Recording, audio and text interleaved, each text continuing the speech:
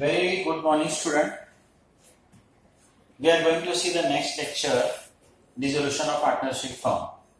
I hope this lecture is 11th one. Board questions 2002, March 2002. I again repeat कि already we sent the PDF. Questions already आपके पास है. Questions का PDF मैंने आपको send किया हुआ. So directly receive the questions. मैं questions read कर रहा हूँ. आप देखें.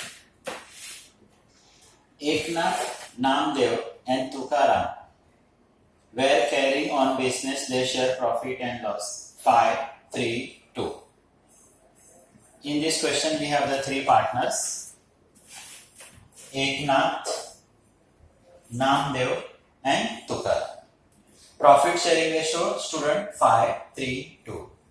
As usual, we have the balance sheet. Balance sheet में liability आपको दिया हुआ है and assets दिया है. Creditors है, नामदेव का लोन है. नामदेव हमारे लिए पार्टनर्स सी. तो we open the partners loan. अगर कोई आउटसाइडर होता तो that is external liability that we write the realization का credit. But a partners loan है. That's why we open the partners loan also. We have the reserve fund और asset side में जाओगे तो we have the numbers of assets. On the above date, firm dissolve, assets realized. Investment, stock, debtors, plant and machine taken by Eknath. Creditors and Namdev loan paid full. Realization expenses. Prepare realization partners capital cash and bank. Means in this question they ask the ledger. Journal यहाँ पर नहीं. और आप लोग journal से ज्यादा laser enjoy करते हो. लेजर आपको थोड़ा इजी लगता है. तो एज यूजुअल आवर क्वेश्चंस थोड़े टाइम सेविंग के लिए मैंने ऑलरेडी लेजर्स ड्रॉ कर लिया है. This is our realization. We have the three partners cash bank and Namdev. मैं एवरी लेक्चर्स में ये बोलना नहीं भूलता हूं कि उसी स्टूडेंट को काफी नीट और क्लीन समझ में आएगा जो स्टूडेंट सीरियली लेक्चर्स देखेगा. क्योंकि अभी इस लेक्चर्स हम लोगों ने लेजर का क्वेश्चंस किया, जर्नल का क्वेश्चंस किया, फिर से मैं जर्नल कर रहा हूं, इसके बाद लेजर करने जा रहा हूं, फिर से मैं इंसॉल्वेंसी का इसमें क्वेश्चंस करूंगा. तो आपके लिए काफी नेसेसरी है कि आप जो भी लेक्चर्स इसमें देख रहे हो ना, आप सारे लेक्चर सीरियली देखो. लेक्चर वाइज यहां तक इसके लिए है कि मैं लेक्चर नंबर लिखता हूं कि so and so lecture number. तो आप लेक्चर सीरियली देखो. तो as usual student we draw the ledger and we start the questions. Question में मैंने आपको फर्स्ट स्टेप्स बताया. फर्स्ट स्टेप्स मैंने बताया कि we transfer all assets, realization का debit, except the cash and bank. Cash bank को छोड़कर हम लोग सारा एसेट्स रियलाइजेशन के डेबिट एट बुक्स वैल्यू में हम लोग ट्रांसफर करते हैं. यहां पर आपको एडजस्टमेंट की वैल्यू नहीं देखना है. That is the new value और रियलाइजेबल वैल्यू है. बुक्स वैल्यू पे ट्रांसफर करना है. बुक्स वैल्यू मतलब जो आपको बैलेंस शीट में दिया हुआ है. Except the cash and bank. Cash and bank को छोड़कर. इस क्वेश्चंस में देखोगे, मोस्टली देखोगे तो क्वेश्चंस के अंदर कैश बैंक आपको दिया रहता है. तो कैश डे बैंक डे हम लोग एक ही लेजर ड्रॉ करते हैं. लेकिन इस क्वेश्चन में ऑलरेडी ऐसा क्वेश्चंस मैंने पहले भी सॉल्व किया है. इसके अंदर we have the cash also और we have the bank also. तो ये मैंने बाय मिस्टेक्स कैश और बैंक नहीं लिखा है, आपको समझ में आए इसके लिए मैंने लिखा है. तो जब आपके पास दोनों है ना, you have the cash also, you have the bank also ना, यू डिलीट द कैश. आप सिर्फ यहाँ पर बैंक अकाउंट रखना. सिर्फ आप क्या रहने दो यहाँ पर बैंक अकाउंट. आपके पास देखो इस क्वेश्चन में बैंक है 3000 और कैश है 2000. ये बैंक अकाउंट है. We are going to post respective amount to the respective place. तो वी हैव द बैंक का लेजर और बैंक में हमारे पास 3000 है. तो मैंने लिख दिया to balance brought down and this amount is 3000. Here we have the cash also 2000. इसके पहले भी मैंने बताया कि you have the one option. आप दोनों को प्लस करके एक साथ लिख दो. At that time you write the cash oblique bank. या फिर जैसे इस समय आपने किया, आपने बैंक को ड्रॉ किया तो बैंक में आपने लिख दिया टू बैलेंस ब्रॉट डाउन, मतलब मेरे बैंक के अकाउंट में I have the 3000 rupees. Bank balance है, उसी बैंक के अंदर कैश रहता है ना, बैंक के अंदर कैश रहता है ना,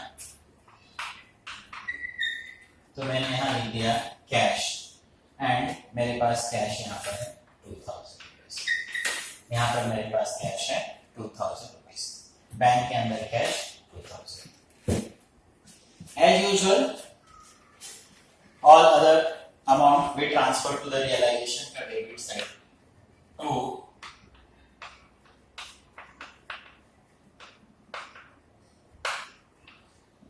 sundry assets, plant and machine 20,000, all assets books value, we have the investment 8,000,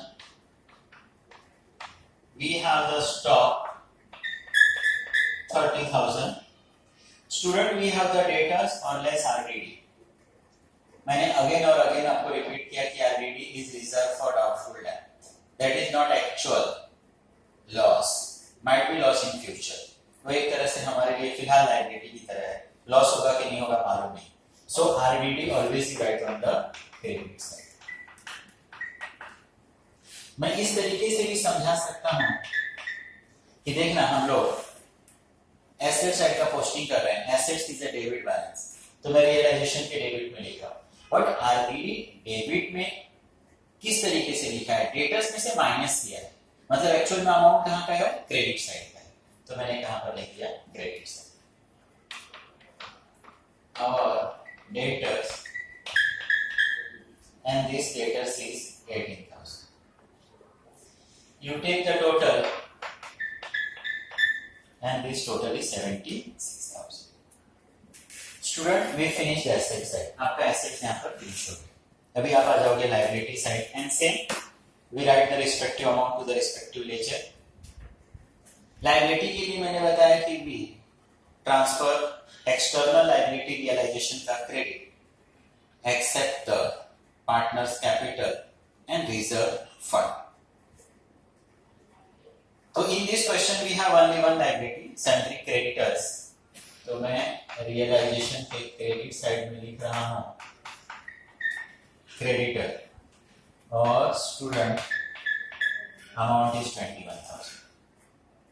next one is the Namdev loan account, Namdev is the partner, और मैंने बताया ना कि पार्टनर्स का लोन रहेगा, we open the separate ledger, ये देखो नामदेव का लेजर है, कंफ्यूज मत होना डेबिट में लिखूं कि क्रेडिट में लिखूं, आप कहां का पोस्टिंग कर रहे हो, लायबिलिटी का कर रहे हो ना, लायबिलिटी मतलब क्रेडिट बैलेंस, लायबिलिटी मतलब क्रेडिट बैलेंस, तो ये नामदेव एक क्रेडिट और मैं जाके लिख रहा हूं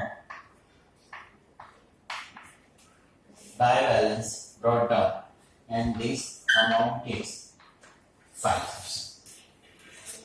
then we have the reserve fund 20,000, we have the partners capital, तो first we write the partners capital पहला लिख लेते हैं, respective amount respective ledger में 20 नामदेव का account,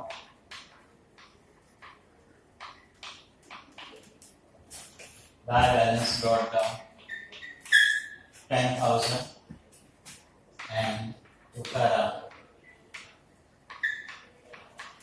by balance brought down 4,000। I hope student understood. In every questions we are doing the same thing, कहीं पर भी मैं क्वेश्चन को करने का तरीका चेंज नहीं करता हूं, आप तरीका अगर चेंज होगा अप्स एंड डाउन में करूंगा कि पहले एडजस्टमेंट कर लूं, पहले लायबिलिटी कर लूं, तो वहां पर ना आपको हमेशा कंफ्यूज होगा। आप जब भी देखते हो कि पहले मैं एसेट साइड का पोस्टिंग करता हूं, फिर लायबिलिटीज में आता हूं, फिर एडजस्टमेंट्स में आता हूं, तो कांस्टेंट मेथड से अगर आप जाओगे ना, स्टेप्स जो मैंने लिख कर दिया है, तो आपको चैप्टर इजी लगेगा।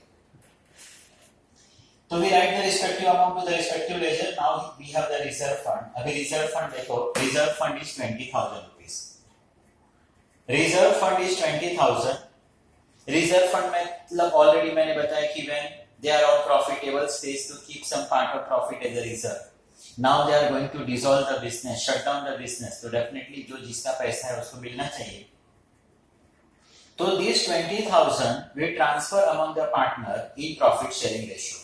Student, in this question profit sharing ratio is 5 3 2, तो 5 + 3 + 2 10.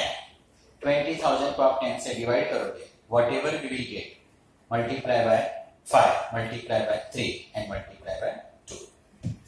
अब रिजर्व फंड में भी कंफ्यूज नहीं होना है कि लायबिलिटी में लिखूं कि एसेट्स में लिखूं. लायबिलिटी की पोस्टिंग कर रहे हो, क्रेडिट साइड की पोस्टिंग कर रहे हो.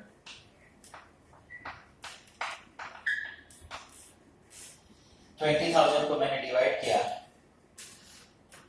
10 से 2000 and now we multiply. First one आ गया 10,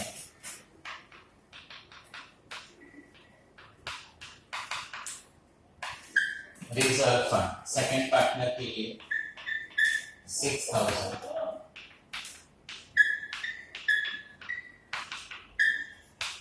रिजर्व फंड थर्ड पार्टनर के लिए 4,000. Okay student, here we complete the first steps, जिसको मैं बार बार पोस्टिंग बोलते रहता हूं ना, तो यहाँ पर हम लोगों ने हमारा फर्स्ट स्टेप्स कंप्लीट किया. नाउ सी द एडजस्टमेंट, जिसको मैं बोलता हूं as per adjustment. On the above date, firm was dissolved and assets realized. Realize मतलब सोल्ड करके पैसे लेना. अब स्टूडेंट अगर हम लोग एसेट्स को सोल्ड करेंगे तो definitely student cash will come and assets will goes out. Cash real comes in debit, assets is also real, goes out credit. But मैं एवरी लेक्चर्स में बार बार समझा रहा हूं, एसेट्स मैंने किसको दे दिया है, रियलाइजेशन को. तो our entry is cash and bank account debit to realisation. To का मतलब स्टूडेंट क्रेडिट साइड. तो मैं क्रेडिट साइड में जाता हूं, कैश एंड बैंक लिखा. First one is investment 5,000. Next is stock 24. Then debtors 15. 44,000. Cash, bank, account, debit to realization. मैंने realization के क्रेडिट साइड में लिखा. Now कैश और bank.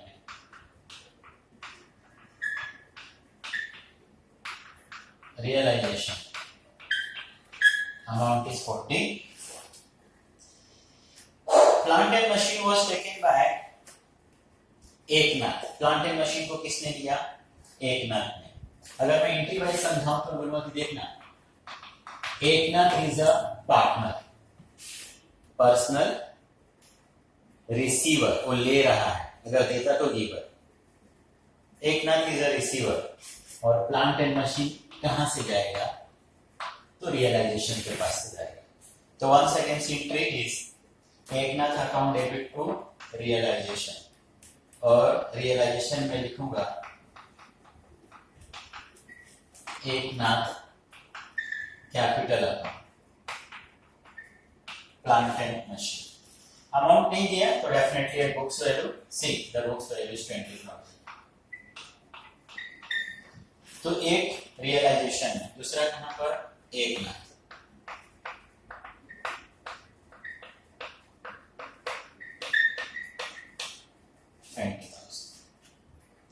Creditors and Namdev loan were paid in full. Student as a firm आपको सोचना है, यहां पर किसी पार्टनर्स के लिए नहीं बोला है. जिसने लिखा है कि हम लोगों ने क्रेडिटर्स एंड नामदेव लोन को पेड किया, इसका मतलब फर्म ने पेड किया.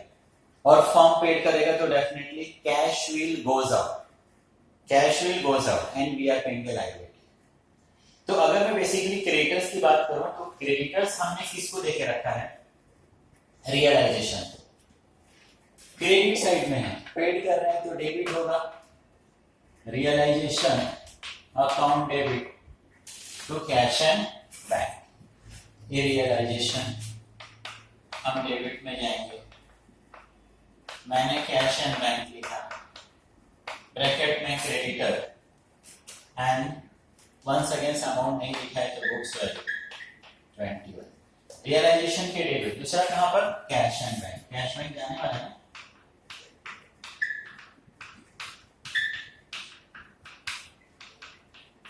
कैश बैंक हमारे पास है चला गया। And we have the Namdev loan also. Namdev का लोन भी पेड कर रहे हैं। नामदेव लोन वंस अगेन से इंग्लिश वाइज समझाऊं तो बोलूंगा कि देख मैं नामदेव का लोन पेड कर रहा हूं, cash will goes out.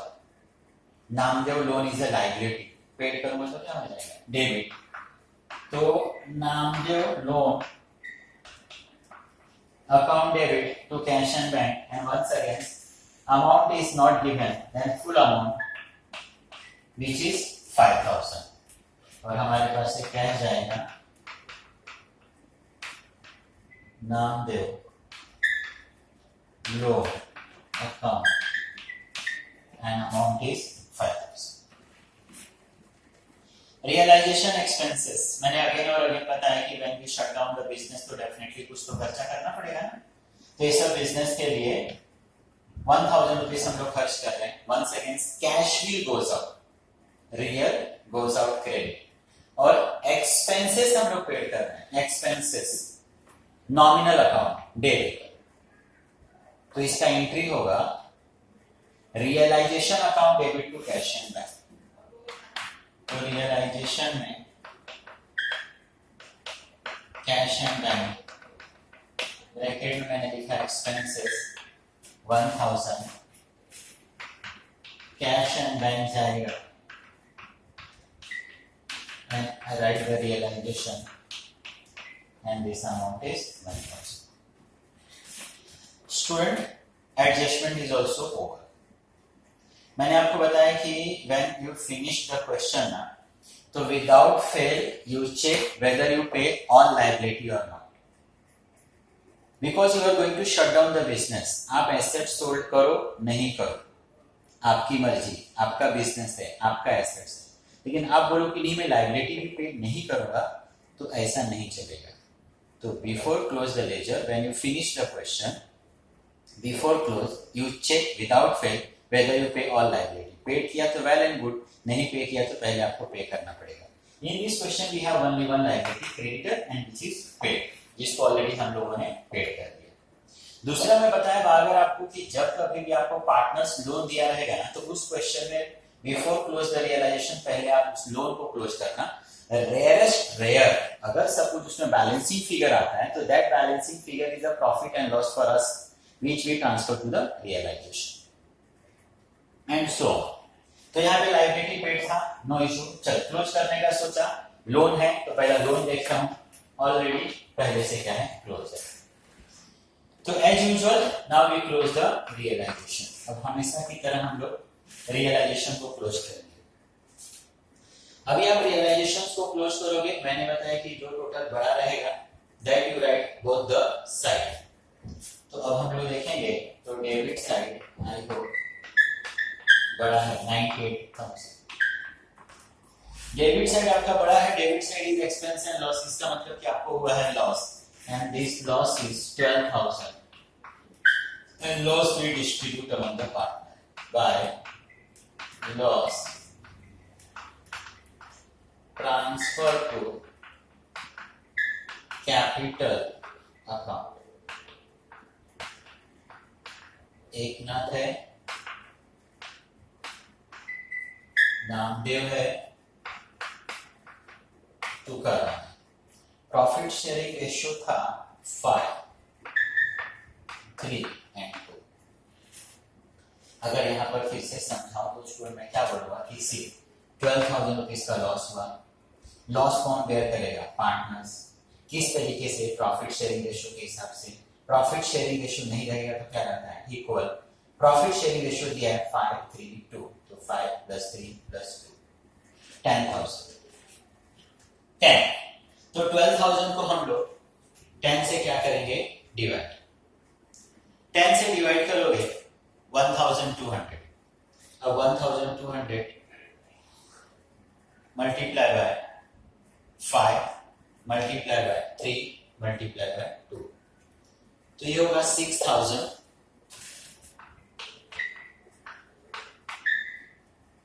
and 2004। Loss debit side में है, लॉस डेबिट साइड में है। एकनाथ को 6000 का लॉस, नामदेव 3600, तुकाराम 2400। रियलाइजेशन में क्रेडिट, तो पार्टनर्स में realisation loss 6000,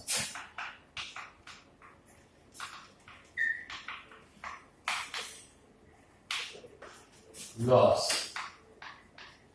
3600,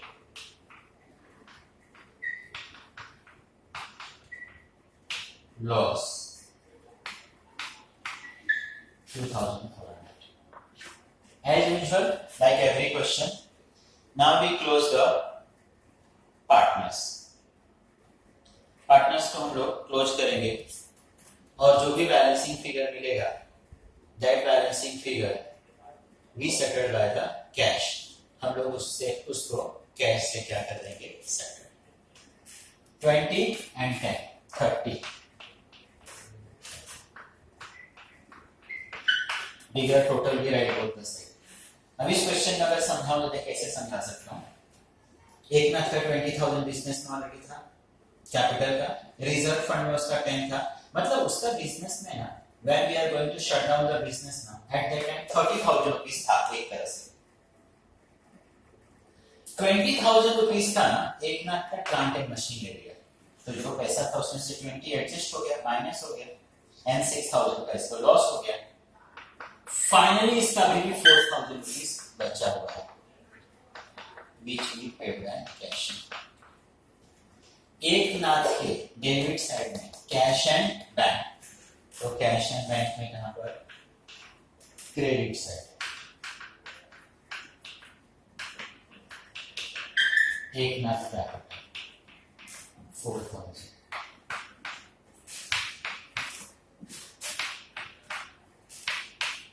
same here.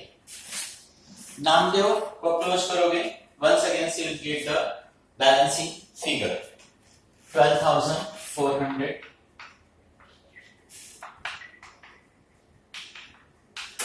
Cash and bank. Namdev के डेबिट साइड में कैश बैंक, कैश बैंक में क्रेडिट, नामदेव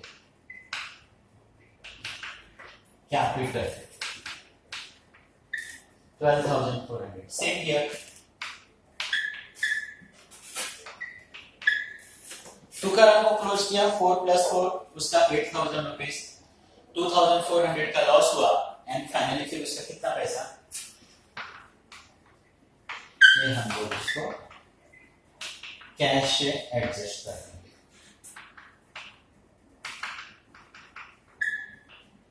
तुकाराम कैपिटल,